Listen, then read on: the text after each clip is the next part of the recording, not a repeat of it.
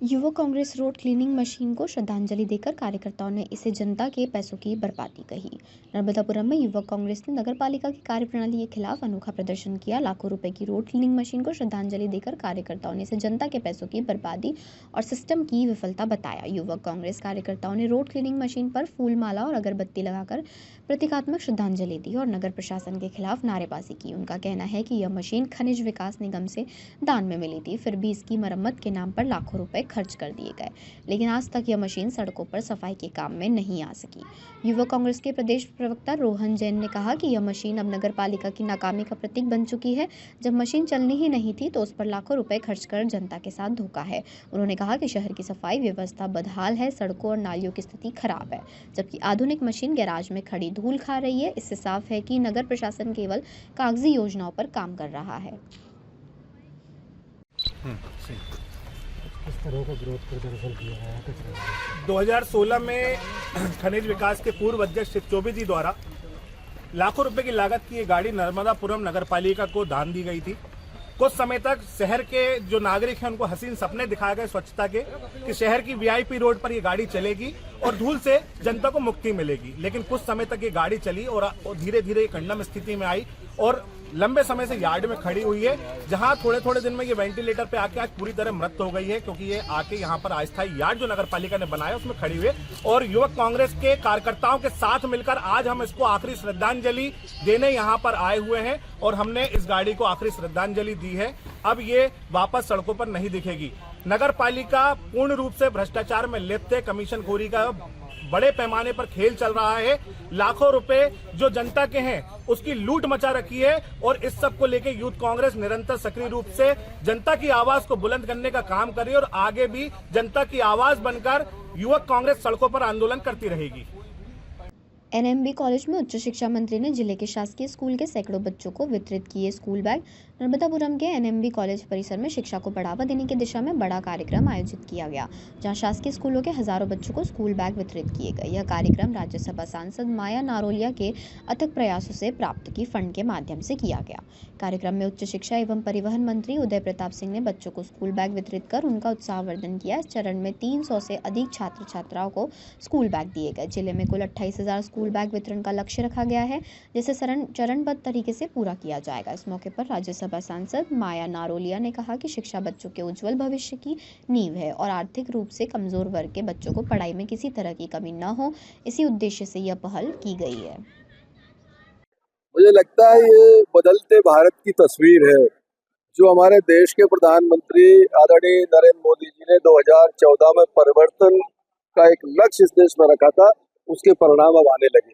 यही उनकी मंशा थी कि प्राइवेट लिमिटेड कंपनी है या सरकारी क्षेत्र में काम करने वाले उद्योग है, अपने सीएसआर का सार्थक उपयोग करें, जनहितैषी कार्यों में करें और खासकर सीएसआर का पैसा बच्चों के लिए उपयोग में आ रहा है, इससे बेहतर कुछ नहीं हो सकता था। प्रदेश के प्रधानमंत्री जी का, उनकी नीतियों का, उनकी सोच का अभिनंदन करते हुए इस क्षेत्र के राज्यसभा की सांसद आदरणीय श्रीमती माया नारोलिया जी ने जो इसको कहना चाहिए पुल के रूप में उन्होंने काम किया। कोई योजना तो बनती है लेकिन क्षेत्र तक योजना आ जाए ये एक चुनौती रहती है। उस चुनौती को उन्होंने अवन फाउंडेशन के माध्यम से पूरा किया और आज नर्मदापुरम के 27,000 से अधिक बच्चों को जो स्कूल बैग्स मिलने वाले हैं, स्कूल बैग कम बेंच, ये एक बहुत ही सुखद स्थिति है। मैं बहुत उनको बधाई देता हूँ। स्कूल शिक्षा विभाग में नए इनिशिएट करने वाला है आगामी सत्र में, उनका किस प्रकार से बदलाव देखेंगे सर? स्वाभाविक नवाचार की गुंजाइश हमेशा रहती है, करना भी चाहिए। युग के हिसाब से नीतियां बदलती हैं। आज से 20 साल 25 साल पहले उस दौर में जो चीज अच्छी थी, आज बदलते परिवेश में वो चीज पुरानी है। अब उसको आज और हाईटेक वर्ल्ड के हिसाब से करने की आवश्यकता है। मुझे लगता है उसके हिसाब से जो डिजिटाइजेशन है, अपना बच्चों को उनको एक अटल टिंकरिंग लैब के माध्यम से पढ़ाई की व्यवस्था है, नई शिक्षा नीति का क्रियान्वयन है, सिलेबस में परिवर्तन है, तो सारी अपेक्षाएं जो है बेहतर बच्चों के भविष्य के लिए जो कर सकते हैं हम लोगों का है। नर्मदापुरम में मां बेटे की कुल्हाड़ी से हत्या करने के मामले में कोर्ट का फैसला, आरोपी को दोहरा आजीवन कारावास। नर्मदापुर के पीलीखंती इलाके में मां और बेटी की बेरहमी से हत्या के मामले में आज कोर्ट ने अपना फैसला सुना दिया है। इस जघन्य हत्याकांड में आरोपी जीतू जरिया को दोहरे आजीवन कारावास की सजा सुनाई गई है। साथ ही उस पर 5-5 हजार रुपए का अर्थदंड भी लगाया गया है। यह घटना 20 अप्रैल 2025 की शाम की है, जिसने पूरे शहर को झकझोर कर रख दिया था। 20 अप्रैल 2025 को शाम करीब 5 बजे पीलीखंती क्षेत्र मालवीय अस्पताल के पीछे यह दिल दहला देने वाली घटना सामने आई थी। आरोपी जीतू ने मकान विवाद को लेकर पूजा और उसकी बेटी पल्लवी पर कुल्हाड़ी से हमला कर दिया था। एक महिला का शव घर के आंगन में मिला था, जबकि दूसरी महिला का शव कुछ दूरी पर गली में पड़ा हुआ मिला। दोनों की मौके पर ही दर्दनाक मौत हो गई थी। कोतवाली पुलिस ने पूरे मामले की गंभीरता से जांच करते हुए आरोपी को गिरफ्तार किया और न्यायालय में चालान पेश किया। मामले में 23 गवाहों के बयान दर्ज किए गए, जिसके आधार पर कोर्ट ने आरोपी को दोषी मानते हुए सख्त सजा सुनाई। सर, इसमें 20 अप्रैल 2025 को नर्मदापुरम में पीलीखंती में मालवीय हॉस्पिटल के पीछे घटना हो गई थी, जिसमें आरोपी जीतू जरिया के द्वारा पूजा और उसकी बेटी पल्लवी दोनों के साथ जो है मकान के विवाद को लेकर झगड़ा हुआ था और उसने जो है कुल्हाड़ी से बड़ी बेरहमी से जो है दोनों की हत्या कारित कर दी थी।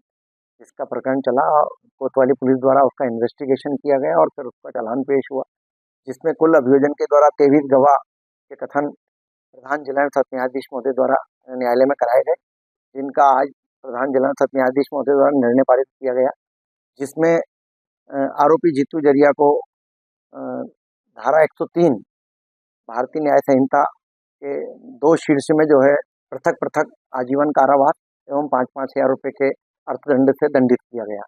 दोनों सजाओं के बारे में माननीय न्यायालय द्वारा यह भी अधिरोपित किया है कि दोनों सजाएं एक के पश्चात एक पृथक पृथक चलेगी।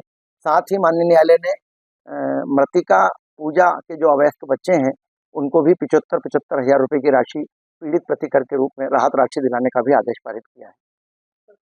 इसमें एक्चुअली जो वास्तव में जो प्रकरण विचारण किया गया हमारे द्वारा, तो उसमें 2 आई विटनेस थे जो मृतिका के बच्चे थे, जिसमें एक बालिका थी और एक बालक था, जिसमें लियांशी और देवराज दोनों के अवयस्क थे। और साथ में काफ़ी दिक्कतें ये भी आ रही थी कि जो आरोपी है उसने मकान के विवाद को लेकर झगड़ा कारित किया था, तो कहीं न कहीं बच्चों को प्रलोभन देके किसी तरह से वो पक्ष विरोधी ना घोषित कर दे, इसलिए पूरे पुलिस के सहयोग से इसको जो है हमने मदद लेकर इसमें उन बच्चों के कथन जो आई विटनेस थे उनके प्रभावी रूप से कराए।